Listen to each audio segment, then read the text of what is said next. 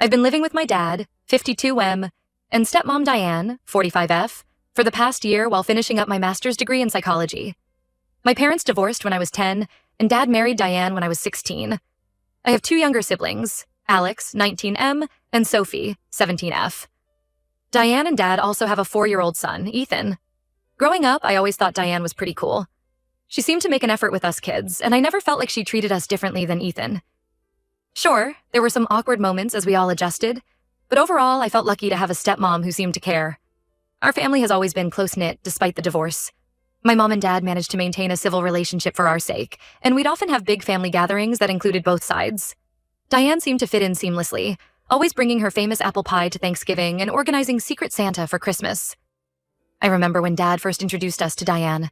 I was 14, still adjusting to the reality of my parents' divorce. Diane was patient and kind, never pushing us to accept her, but always making it clear she was there if we needed her. She'd bring us little gifts, a book she thought I'd like, a new video game for Alex, art supplies for Sophie. It felt genuine, like she really wanted to connect with us. As we got older, Diane became more like a friend. She'd give me advice about boys and school, help Alex with his college applications, and spend hours crafting with Sophie. When Ethan was born, I was worried things might change, but Diane went out of her way to make sure we still felt included. Last week, I was using Diane's laptop to print something for school when I noticed she was still logged into her email.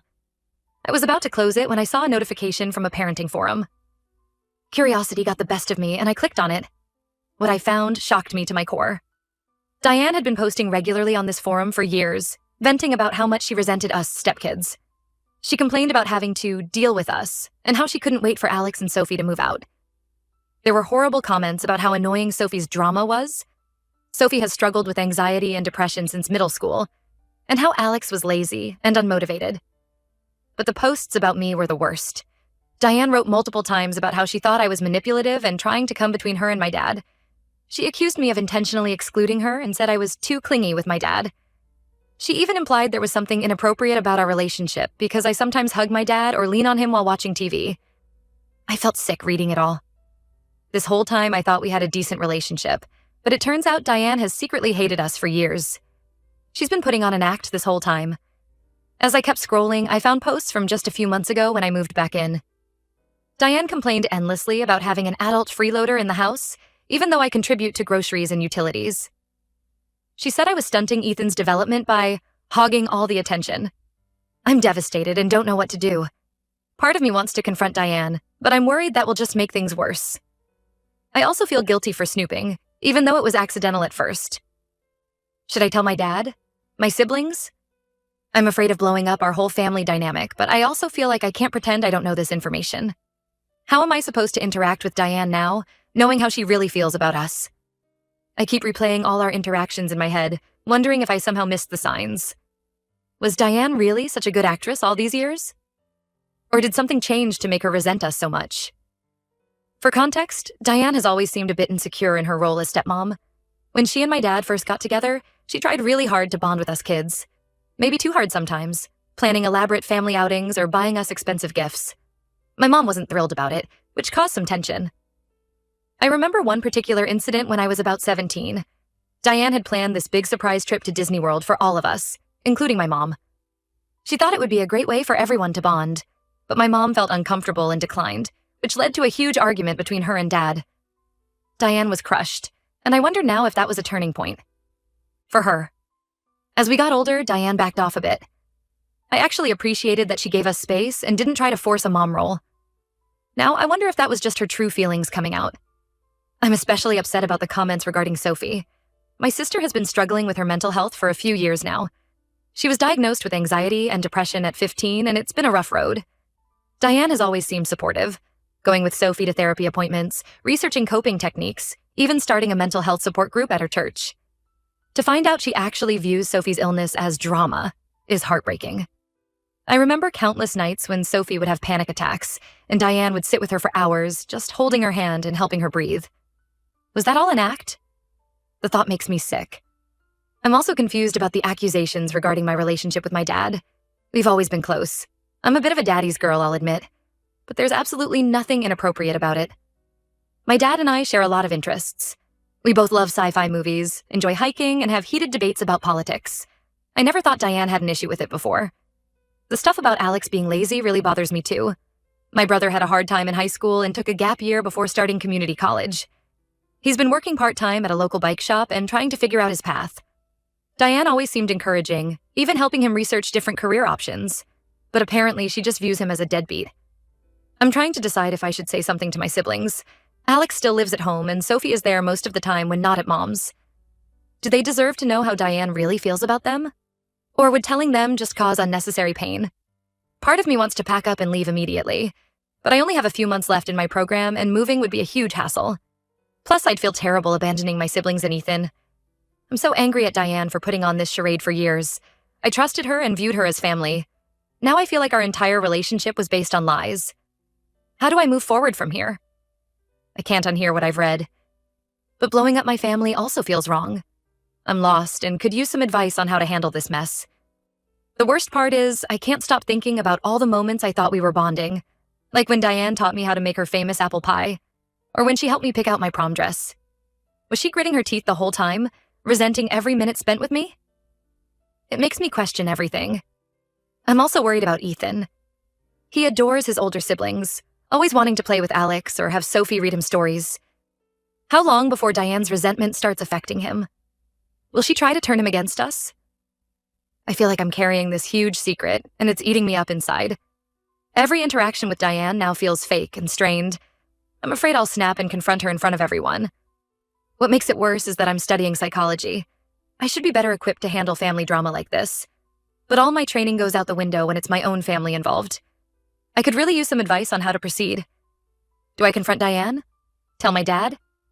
Keep it to myself and try to move out as soon as possible? I feel like there's no good option here, just varying degrees of bad. Update 1. It's been about a week since my last post and a lot has happened.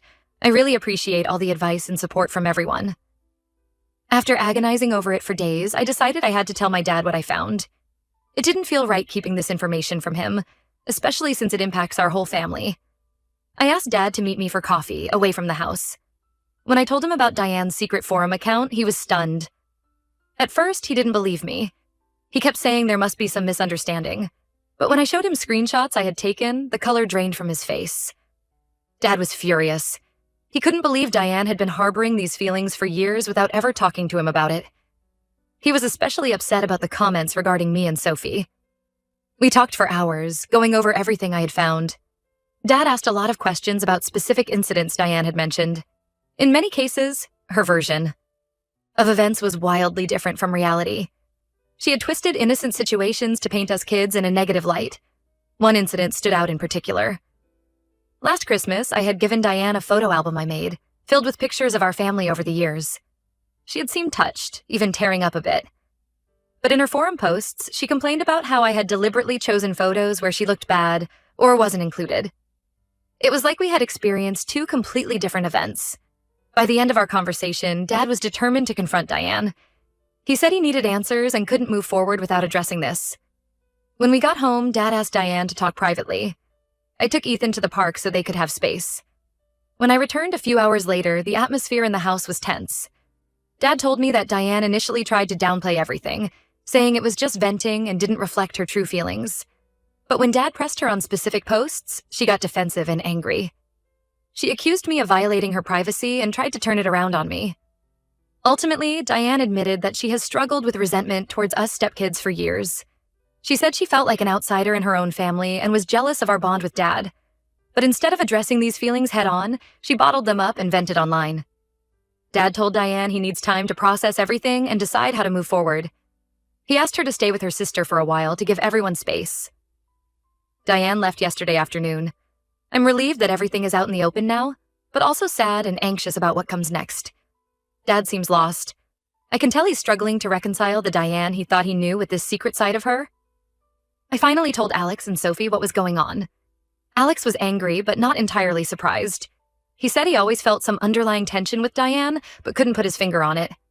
Sophie was devastated. She looked up to Diane and feels deeply betrayed.